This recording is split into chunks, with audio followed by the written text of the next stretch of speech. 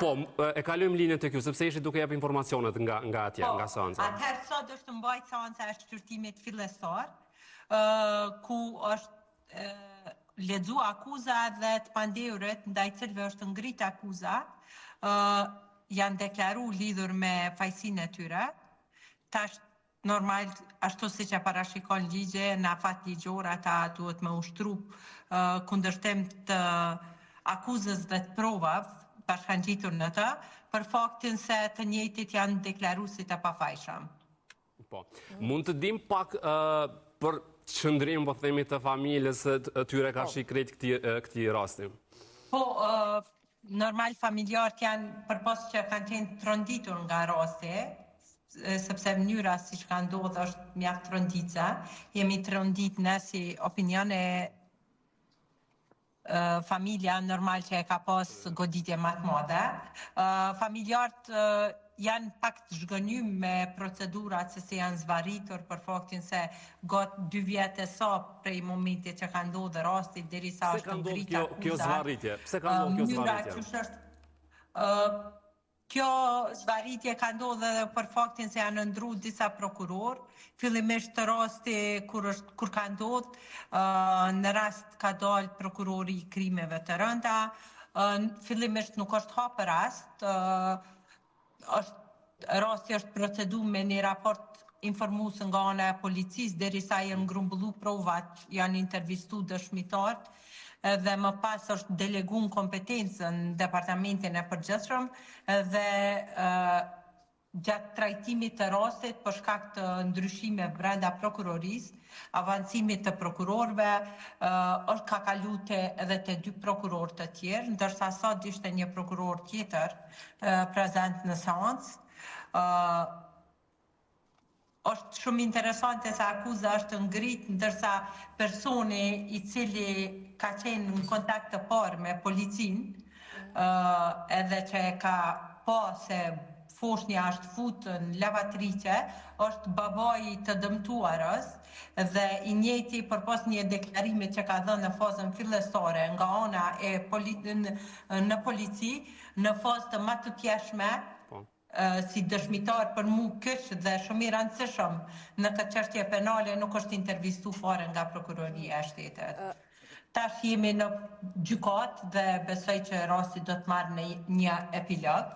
Mirë po duke e pas parasysh faktin se si ecën si caktohen seancat, sa afat kohor merr dhe duke pas parasysh faktin se dënshmëria për veprën penale për cilën është ngrit akuza, ka dënimin me gjobë dhe me burgim deri në 3 vjet. Mendoj se institucionet në këtë rast gjykata duhet të veproj me nguti që ta t'jep epilog këtij rasti dhe mos të vim deri te parashkrim ligjor apo. Kemi një pyetje këtu. Nëse po më dëgjoni, kemi një pyetje nga studio, tha që rastin e pari ka pa babai i zonjës e cila e ka sjell në jetë foshnjën, që i bie të jetë gjyshi i foshnjës. Si ka ndodhur kjo? Është ai punëtor ka qenë punëtor në spital? I njëjti ka dhënë edhe një prononcim para media, para gjykatës. Është punëtor i spitalit PS dhe aty do të thotë punon si vozec.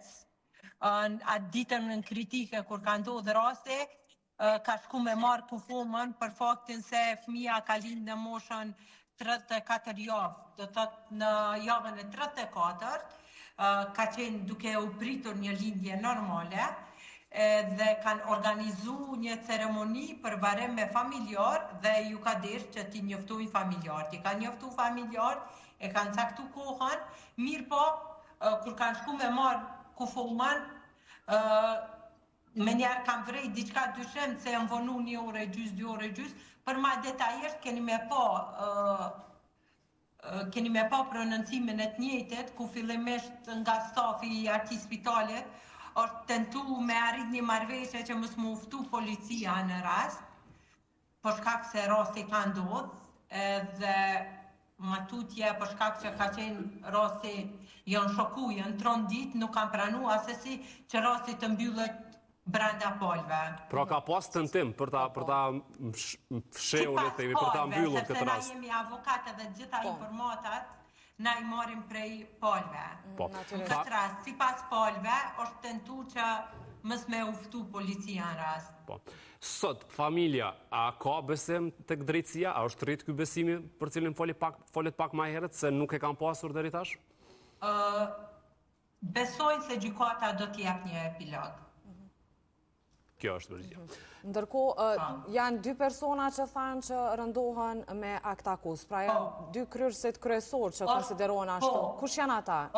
Është doktore dhe është motra mamia e cila ka marrë pjesë në lindje. Mund të themi që kur flitet pra që është doktore edhe mamia është një papërgjegjësi tepër e madhe karshi punës që kemë. Realisht po dhe veprimet dhe po që se të njëjtit e kishim përfundu punën sipas rregulloreve që i kanë aty, besoj se nuk kishim marrë deri te rasti që me u fut beba në lavatriçe. Unë mendoj se në këtë rast është dashur të shkohet edhe me një vepër tjetër, jo vetëm me dëmtim siç kanë shku me vepër penale, dëmtim i varrezave dhe kufumës, sepse këtu nuk është përfundu puna që është e përcaktuar me ligj. Dhe kur kemi moskryrje të detyrës veprimeve siç përcaktohet me ligj, vjen bar edhe formohet figura e një veprës penale tjetër që quhet keqpërdorim i detyrës zyrtare. Me dashje, pa dashje, janë rrethana tjera që në faza vlerësohen nga institucionet. E nderuame, falenderojmë shumë që gjete pa kohë, dim që keni qenë shumë e zënë me seancë, kështu që të falenderojmë shumë. Faleminderit shumë. Edhe dëgjohemi me siguri prap në lidhje me